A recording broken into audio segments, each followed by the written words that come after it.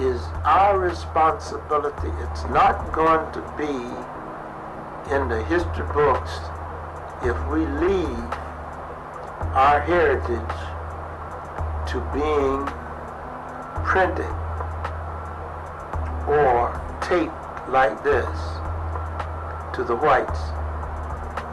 We need to inform our children, teach our children, cause them to say, I'm black and I'm proud.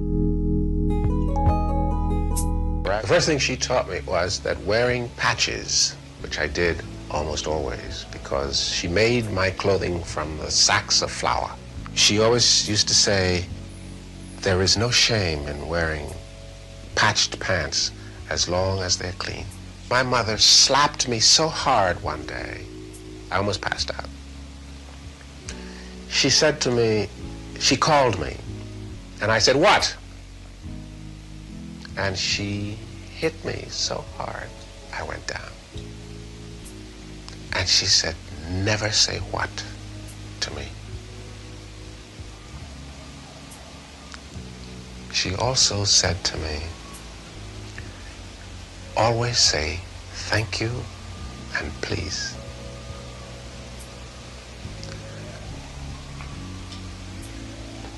Everywhere I went, when I came back to this country at the age of 15, it was remarkable how many times thank you and please opened doors for me.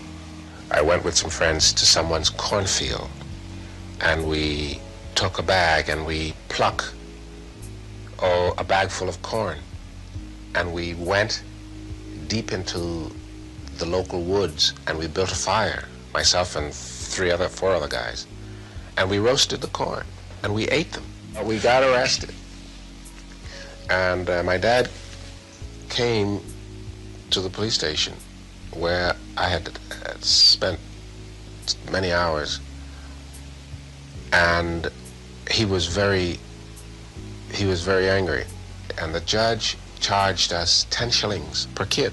It toyed with his dignity, I think, to have to come up with that money so quickly, because he had to go to places he ordinarily wouldn't go. And he said, you know, I have to get you out of this country. And he spent $3 for a passport. And my mother spent a couple of dollars buying me a shirt or two. And I remember the morning I left, she was buttoning my shirt.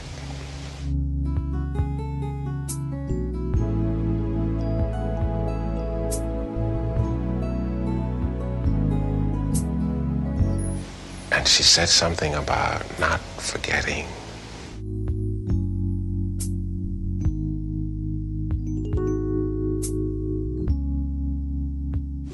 The years were hard, and I had no money to send home.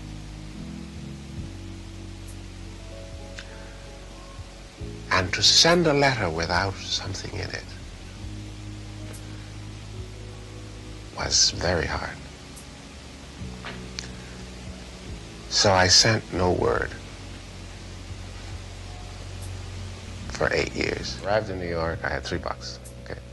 I had no friends, no family, no relations, no addresses. I knew no one. I got off at the bus station of 50th Street and 8th Avenue. I'm walking up and down Broadway. I am transfixed by the lights and the traffic and the people. It's incredible, absolutely incredible. So I walked up and down Broadway from 42nd Street to 50th Street, back to 42nd, back to 50th, just marching up and down. In the meantime, I'm buying hot dogs and malted milks. In no time, I'm busted. 15 years old, surviving on your own on the street in New York. How did you survive? Okay, in the window there's a sign that says, relief dishwasher wanted. And I went down there and they put me to work. Not only did they put me to work, they were paying $4 a night. And I could eat for 3 meals. So, when I finished the first night's work, I went to the bus station, got my little valise out, intending not to spend my $4 as I spent my $3. I went to sleep in the toilet. Used to be pay toilets and it cost a nickel. So I put a nickel in the thing, and I got in, I put down the seat, I sat there, put my feet up against the door, and I would sleep uncomfortably, needless to say. Okay. Negro Theater Company. First job. How'd you get it? What'd you say? What'd you do?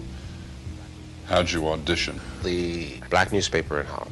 I would always go there when I needed to find a job as a dishwasher. I'm looking in the paper on such a day, and the opposite page was the theatrical page. And there was a streamer over an article that said, actors wanted. There was a small theater, and the theater group was called the American Negro Theater Group. I went in, and a gentleman, a wonderful man, said to me, I didn't think he was so wonderful then, said to me, what can I do for you? I said, I came as a response of that thing about actors. He said, oh. He said, you're an actor? I said, yes, of course I am. He said, okay. He said, here. He gave me a script, first time I had seen such a thing. And I started to read like this. So I want you to... That's about as far as I got. And he flashed into anger because it was really quite disrespectful now in retrospect. He came up on the stage and he snatched the book and he says, come on, get out of here. And he took me to the door. And as he tossed me out, he said something that changed my whole life.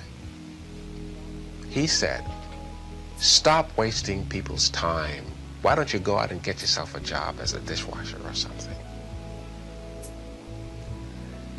And as I walked to the corner of 7th Avenue and 135th Street, I wondered, how could he have known that dishwashing is what I did?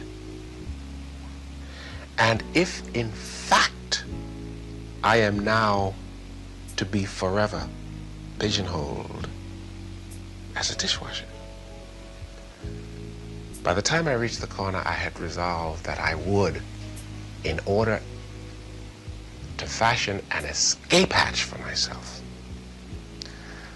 I would become an actor, only to prove to him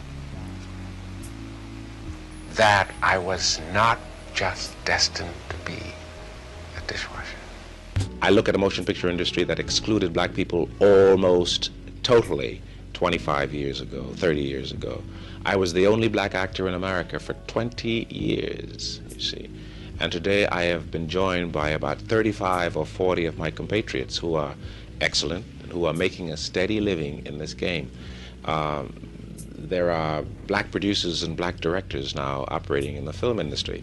We have black politicians. We have infinitely more elected representatives now in the governmental structure of our country than ever before in history. More than would have been imaginable 15, 20 years ago. And that's a movement for the better. Well, I have 6 children, and I simply try to help them to develop a sense of their own independence and responsibility. See, I feel my children should be responsible for themselves as early as it's possible. You were implying that there was something wrong by my not being nominated. Well, there seems to be a lot of talk in the industry. Apparently no one has really heard from you. What are your feelings about that? I was rather delighted not to have to sit in that auditorium tonight and wind up one of the 4 losers. Mr. Poitier, I'd like you to talk about A Raisin in the Sun. A Raisin in the Sun. Is it a racial problem? No, it's not. A Raisin in the Sun is a film that deals with the life of a family, a lower income family, in what is known in America as a ghetto period, a ghetto area. Mm-hmm. And the racial aspect of it is only incidental. The main theme of the story has to do with a man's efforts to climb above his immediate social, economic, and political restrictions, mm-hmm. or impediments. It's a poignant story about people. It could be about people anywhere, France, Belgium, America, anywhere. Isn't that an exception for you to play in such a picture? Then usually you play in racial pictures. Why? Usually I play in racial pictures because we live in a racial world, I guess. And art's responsibility is to reflect the world we live in. I could not play, I can of course play in pictures and have played in pictures that has nothing to do with race. But if we are going to be honest and truthful in our depiction of the world in which we live, we have to deal in some dimensions, sometimes, with the racial question. Mr. Poitier, could you, after having done so many pictures, could you summarize the major trend of most pictures you did? Well, I think the Defiant Ones would summarize it best. In the Defiant Ones, there was the morality that mankind, for its survival, must live together in an harmonious manner as it's capable of. And I think that that holds a truism for us in the world today, particularly in relation to struggles between East and West.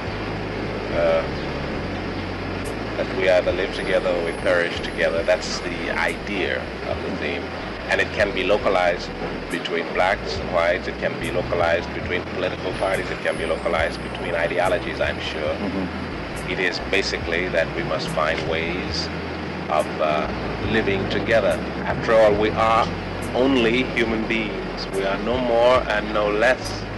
And as such, our differences of color, our differences of national origin, our differences economically, politically, and socially are only minor differences. The most important cohesive influence is the fact that we are all human animals. What can one wish to you? Excuse me? What can one wish to you for your immediate future? For my immediate future? What I would wish to see in my immediate future? I would wish to see a world at peace.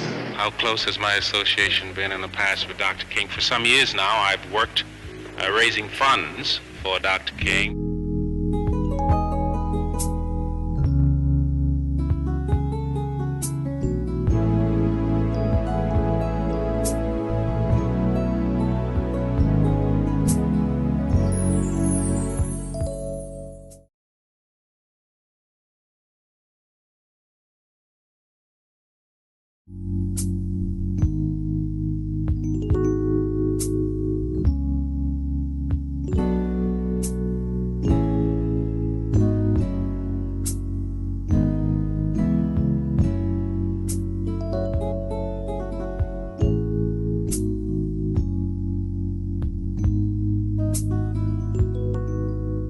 Because I believe still very strongly in his non-violent philosophy. What do you feel Rap Brown's purpose is now? I figured that question would come. I am not familiar with all of Mr. Brown's methods, except that Mr. Brown suggests violence. Well, I am, as by definition, in opposition to violence, particularly violence for violence sake. Do you think the urban riots have affected yourself? I would say that the urban riots have had effects in every corner of the country and in every arena of life. Do you feel he's creating? I would like to ask you a question. Why is it that you guys are hounds for bad news? Why is it that it seems to me that at this moment, this day, you could ask me many questions about many positive and wonderful things that are happening in this country. But we gather here to pay court to sensationalism. We gather here to pay court to negativism. You guys have a job to do. I'm a relatively intelligent man. There are many aspects to my personality that you can explore, I think, very constructively. But you sit here and ask me such one-dimensional questions about a very tiny area of our lives. You ask me questions that fall continually within the Negro-ness of my life. You ask me questions that pertain to the narrow scope of the summer riots. I am artist, man, American, contemporary. I am an awful lot of things, so I wish you would pay me the respect due and not simply ask me about those things. Tonight, Sidney Poitier receives the American Film Institute Life Achievement Award, the highest honor for a career in film.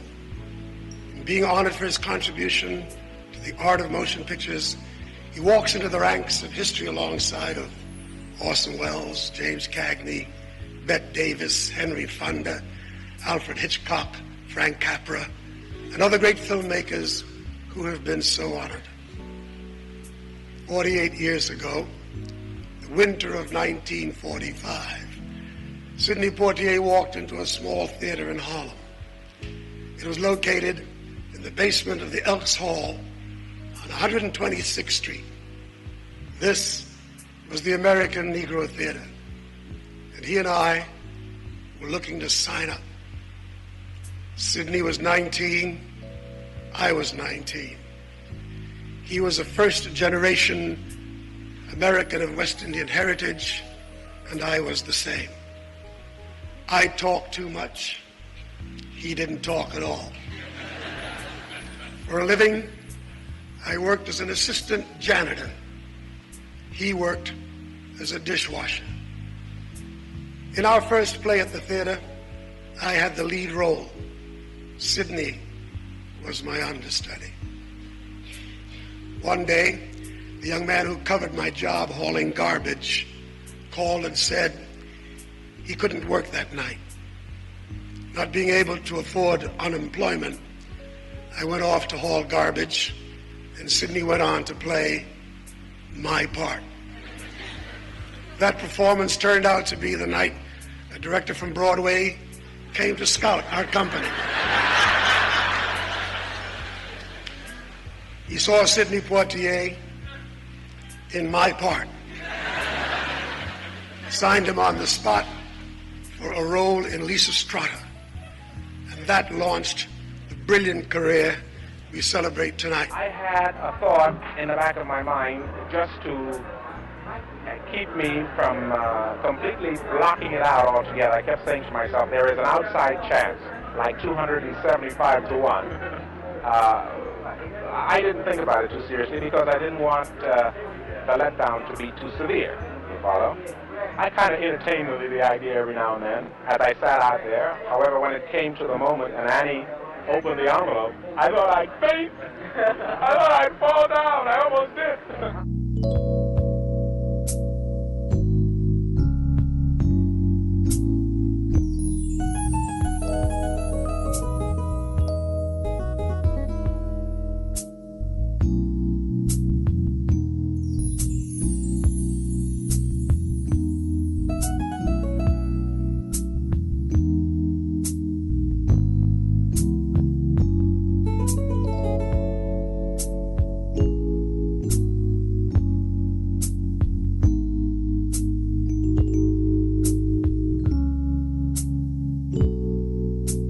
Nominees for the Best Performance by an Actor are Albert Finney in Tom Jones, Richard Harris in This Sporting Life, Rex Harrison in Cleopatra,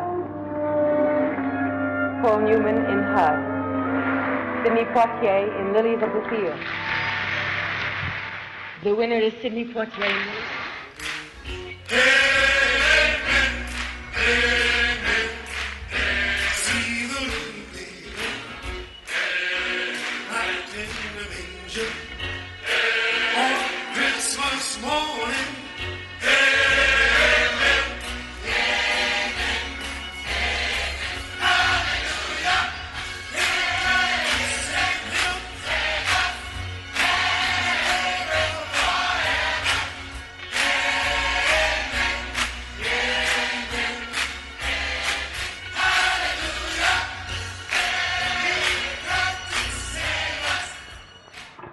Because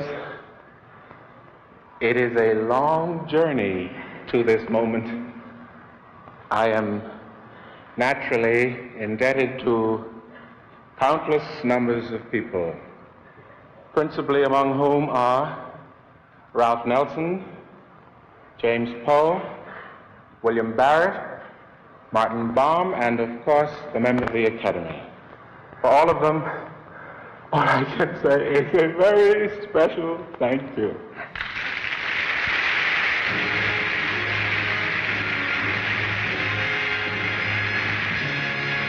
Sidney Poitier became the first member of his race to win the biggest prize of them all for his fine performance in the picture Lilies of the Field. Gregory Peck, who won an Oscar in How to Kill a Mockingbird, presented him with his award. Standing next to him there, Anne Bancroft, who won the preceding year for her performance in The Miracle Worker. You know, it's fun to go backstage and reminisce. And it's funny how it all comes back, too. The tremendous feeling of excitement that was in the air as Sidney showed his pure joy and happiness in winning, and how he answered the questions of the reporters that followed. I thought in a very nervous way that I realized that the other guys were, some of them were stronger, and well, listen, it's great. It's always a long road coming to that moment for all actors. Not just for me. Mine may have been qualitatively different from the other guy, for instance, Gregory Peck's last year, but the road was equally as long for him in many of its terms. Sidney, do you think that the Oscar means as much today as it did 20 or 30 years ago? Well, it depends on who receives it. It depends on the quality of the career, you see, and the commercial accoutrements that are a part of the personality. There are some personalities you can sell whether they win an award or not. There are some it's very difficult to sell with 3, 4, 5 awards, you know what I mean? So in each case it does differ, I think. Well, I think the universality of the positive aspects of the man's personality. I think that what he embodied are qualities that we all respect and kind of envy because we wish them for ourselves. You see, I think that the personality of that particular man transcended regions or race or certain, you know, it transcended those colloquial barriers or restrictions. What do I think tonight? I think that I'm going to wake up and it's going to be gone. I don't know what I think. I can't think fast enough, for goodness sake. Talk to me tomorrow. It's been said that Sidney Poitier does not make movies. He makes milestones. Milestones of artistic excellence. Milestones of America's progress. On screen and behind the camera in films such as The Defiant Ones, Guess Who's Coming to Dinner, Uptown Saturday Night, Lilies of the Field, for which he became the first African American to win an Academy Award for Best Actor. Poitier not only entertained but enlightened, shifting attitudes, broadening hearts, revealing the power of the silver screen to bring us closer together. The child of the Bahamian tomato farmers, Poitier once called his driving purpose to make himself a better person. He did, and he made us all a little bit better along the way.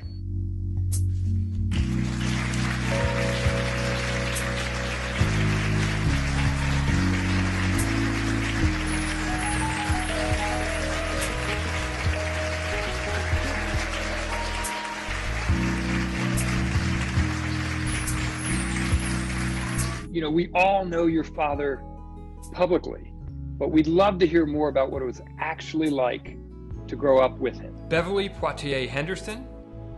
Daddy's always been concerned with the family of man. And he talks about that a lot in his books. And I think that this is one step towards taking care of the family of man, you know, educating and bringing so many different people, so many different students together to do more than just learn how to use a camera and learn how to act. Anika Poitier. Given, you know, the situation when she came to this country, I think that, you know, being the captain of your own ship, not letting anyone define you, telling the truth, your word is your honor, all of those things were things that he carried with him from the Bahamas. I know that, you know, your word is your honor came from his mother. And it's something that I think that being here by himself, he held on to those things and brought them through, kind of what got him through difficult situations. And I think that it was really important for him to sort of pass that on to his children. And Sidney Poitier heart song. He always told us when we were younger to be the captain of our own ship, be the captain of your own ship. So what that meant was you have to know where your moral compass lies and where your true north lies, and you have to set your sights on that and not veer from that course despite whatever outside forces are trying to push you off of it. Daddy always says that what you do in life reflects on your family. So you need to keep that in mind when you're, you know, whatever your choices are, whatever you do, because you're doing it in the name of your family. I know that when he would see his name in quote unquote lights, what he saw was his father's name, not his. He was full of wisdom for us at all times. He was philosophical in a way that other fathers were not. He was just present in ways that you don't normally see, and for that we're so appreciative.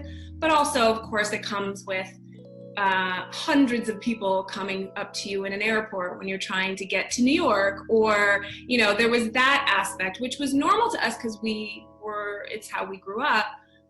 But yes, can be a little bit strange when you sort of, sometimes we kind of, when we were little, we would just look at him and be like, what's the big deal? Like, he's just, that's dad, you know? And I think we understood it more as we grew older.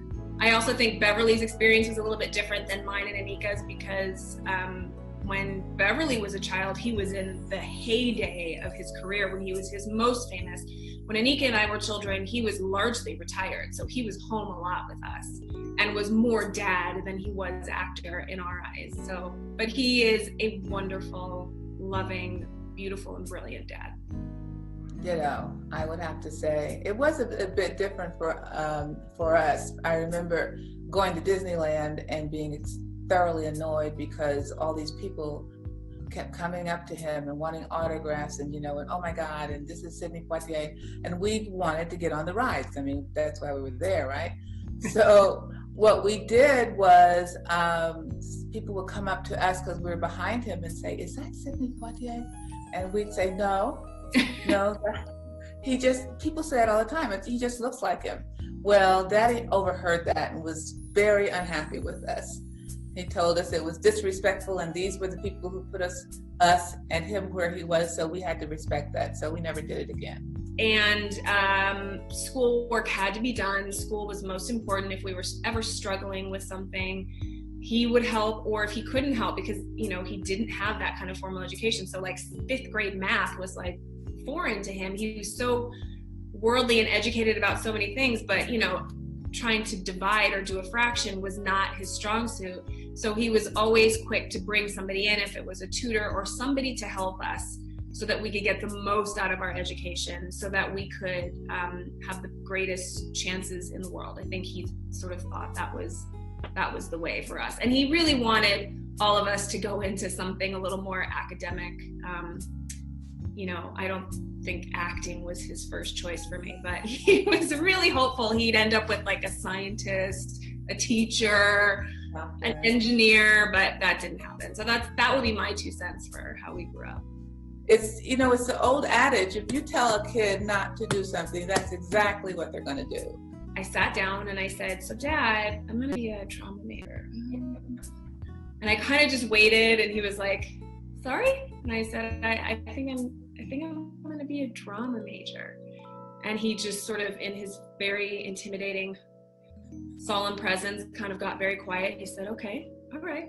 Well, what is it you need from me?" And I said, I have this audition I have to prepare, and would you be willing to help me with it? And he said, "Yes, of course I will help you with it." So he helped me with my audition. I got into the school, and then he still would try me out of it a lot. And he still would sort of say, but I know you're doing this, but how about what about those neuroscience classes you were taking? That sounds really interesting. You know, he was always sort of trying to push me in another direction, and I never would let him come and see my performances. I was too nervous. And finally, my junior year, I was like, okay, I have to let him come. And so I didn't let him come to the performance, I let him come to the dress rehearsal. It was him and Harry Belafonte. I'm sorry to all of my fellow classmates who probably all pooped their pants on that night when they walked in to watch the dress rehearsal. But I let him watch the dress rehearsal because I was too nervous to let him come to the performance itself. And then after that, he's like, yeah, you're an actor. And he got on board and he was fully supportive after that. So I remember going in to his study and he was reading, and I went around to see, you know, what he was reading, and he was reading one of my school books, trying to understand and know what we were learning so that he could then help us with what we were learning. And I just thought that kind of just like sums him up in a nutshell. Like he loves learning. He loves the pursuit of knowledge. And I think that's something he instilled in all of us, really. And that's my story. Yes, education was a big deal. But the other thing was there were certain programs we were not allowed to watch. Anything that denigrated Black people, anything that gave the wrong impression of who we are. And I can remember there was some show on, it was two birds, and we were watching it and they turned it off, and there's no way that, we could watch that. And he explained why, because it was a caricature of quote unquote Black people. So we got a lot of lessons in history from Daddy and my mother as well. But for us, history was happening all around us too, because it was in the 50s and 60s. So, they talked a lot about what was going on and what was expected of us, and et cetera, et cetera. First of all, diversity and inclusivity is something that is at the forefront of what my dad was trying to achieve. And I know that at the time, the thing that angered him the most was that he was the only one. He was the only one standing up there. He was the only one who won an Academy Award. He was, and he fought so that others could be included as well. He wanted to see his story and his likeness represented on screen. And he was also keenly aware of the fact that that wasn't going to fully happen in the way that it should happen unless there were people also behind the camera. It's really important to have diversity in the stories that we tell, and they need to be told by the people who are living these stories. And I think that that is a huge problem in this industry. And, the fact that there are so many stories, about Black people, brown people, women that are not told by the people who have lived these stories and who are denied their perspective, I think is dangerous, really. And I think it's absolutely imperative that we open up these conversations and we open up, schools, like exactly what you are doing, which will hopefully encourage people to come and learn and be able to tell their stories, and have a platform in which to share those stories as well, because I think that it's what the world needs desperately right now. Film, this industry is so powerful. It shapes things that happen in our society. I think I credit Daddy with a lot because of his choices, and because people saw a Black man who was not a butler, who was not, a criminal, who was, someone that they could relate to. And I think it's so important that we expand on that. And I always tell my kids, I said, you look at movies and you look at commercials, and especially abroad, people think that's life. People think that's the real deal. And if you're not seeing yourself, or you're not seeing people who you want to emulate, The fact that this is not just a film school, but this is a place of, like you said, diversity and inclusivity, that this is a place where kids are going to go to be creative and to learn, that is just a gift to him, and we're all very, very thrilled about it. Our society has been moved forward by film and by television. And if you pay attention to movies and you pay attention to television and even commercials, you'll see a lot more interracial couples. You'll see a lot more gay couples. You'll see, a lot of everything else that wasn't, readily available back in the day. So it's a responsibility. It's not fun and games. You are shaping the world and changing the world with your work as a filmmaker. I think it's a huge honor to have this film school named after my dad. I think he feels it's a huge honor. I think it marries the two things that have been most defining and most important to him in his life, which are education and the arts. It's fitting that ASU is embracing his work ethic and embracing his commitment to truth and his commitment to the arts and his commitment to education. So, we're very happy. He's very happy. Now, if you could have a dual degree of arts and medicine, he'd be extremely happy. Mr. Tony Curtis.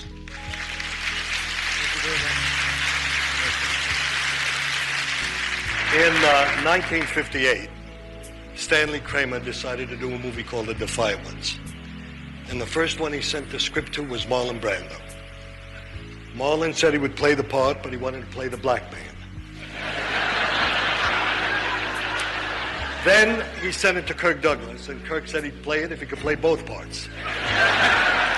Then he gave it to me, and I said I would do it if I could do it in drag. Working with Sidney was a great privilege for me. He's one of the finest men I've ever known. Sidney, will you hold up your right arm? Let's keep pulling on the chain.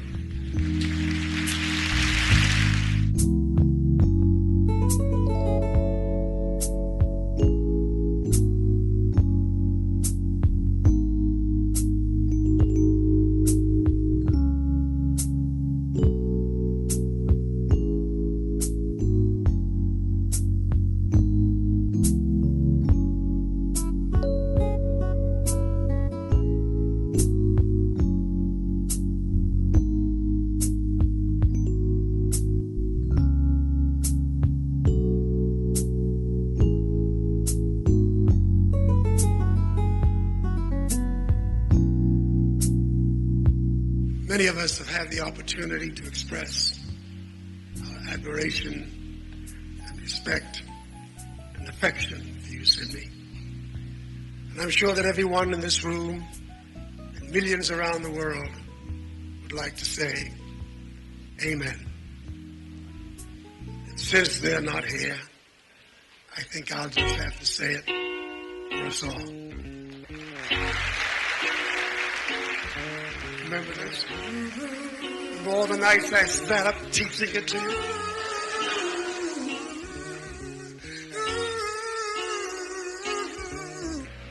We've been friends for many, many years. I've shared more with Sidney than with any other man. And I'm very, very proud of what he has achieved as an artist and a citizen. And I'm very, very fortunate to have you as my friend. And I love you. Hey.